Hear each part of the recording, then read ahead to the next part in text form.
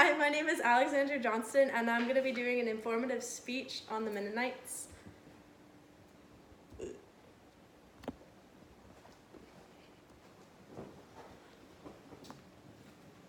When many people hear Mennonites, they immediately think of a traditional Amish culture. Though not completely wrong, the Mennonites and the Amish are both very different. The Mennonites and Amish were both parts of the same group, the Mennonites.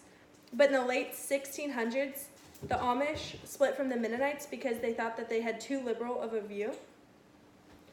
Even today, the Amish are known as rigid, strict, and set in their ways. They resist change and avoid technology, and also segregate themselves from other cultures.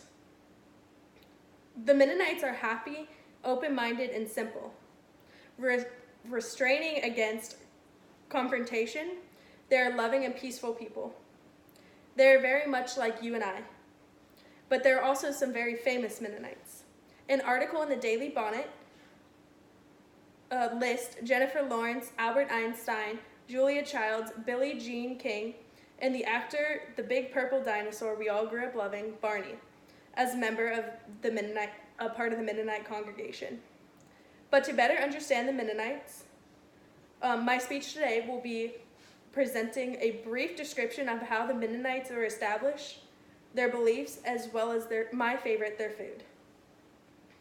Encyclopedia.com states that back in 1536, a Dutch priest named Minno Simons organized a group of Protestant and Catholics and eventually rose to the leadership. This was the beginning of the Mennonites Assembly. In the 1800s, the Mennonites migrated to the United States, settling in Pennsylvania, and then spreading to the Midwest. Today, the largest congregation of the Mennonites are in Canada and in the United States. Their churches are run by ministers, and some have deacons who supervise the financial well-being of the church and their members.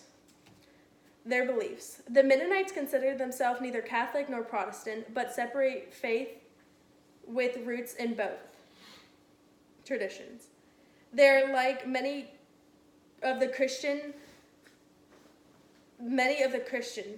placing emphasis on peacemaking, service to others, and living a holy, Christ-centered life. This is by Zendaya. The Mennonites believe in the Trinity as one, the Father, Son, and the Holy Spirit. The Lord's Supper of bread and wine is only practiced twice yearly.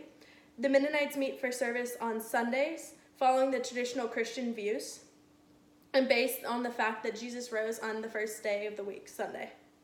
Sunday service resemble modern-day churches with singing, prayers, Bible readings, and sermons. A very distinguishable belief of the Mennonites is that they are Anabaptists. Anabaptists are people that believe baptism is only valid if the individual can decide whether they want to be baptized. They believe infants should not be baptized because they are unable to make a choice in if they're going to be baptized. Their food. I was introduced to the Mennonite culture at a very young age. My grandparents lived in Hagerstown, Maryland, which is very close to the Pennsylvania Dutch country, where the Mennonites first migrated. Some of my grandparents' closest friends were Mennonites, as well as their neighbors. One of my favorite things my grandmother used to do was to cook, and in this, she made a lot of friends with the women around her. Mennonites are very simple, loving people, and food is a very big part of their culture. One of my favorite things my grandmother gave to me was a Mennonite cookbook before she passed.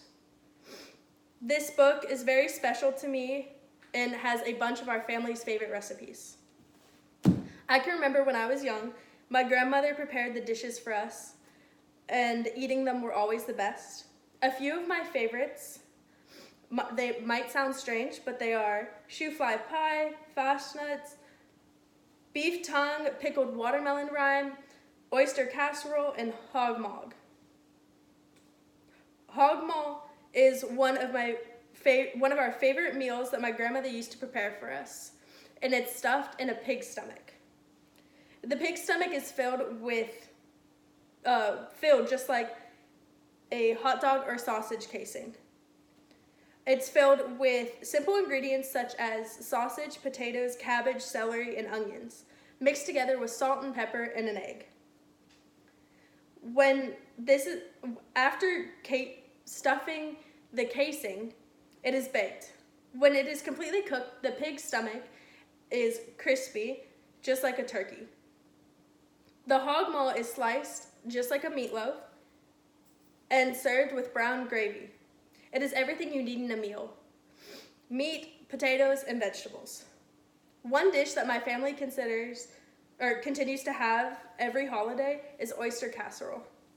This dish consists of 5 simple ingredients: butter, milk, pepper, crackers, and shucked oysters, and then put into a baking dish with pepper and milk. When it is time to cook, the crackers, oysters, and butter are layered in a cooking dish. When it is time to cook, you pour milk in it with the oven preheated to 350 and cooked until golden brown. Many Mennonite recipes are very simple, but put together are very mouth-watering. I hope this speech will help you understand a different culture than ours, the Mennonites. How and when the Mennonites were established, their beliefs, as well as their love for food. 3 simple things that can tell a lot about a culture and how people think within. This culture is not one that is well known, but one I believe should be well known. If people lived by the ways that the Mennonites lived, I believe that the world would be a better, simpler place with better food.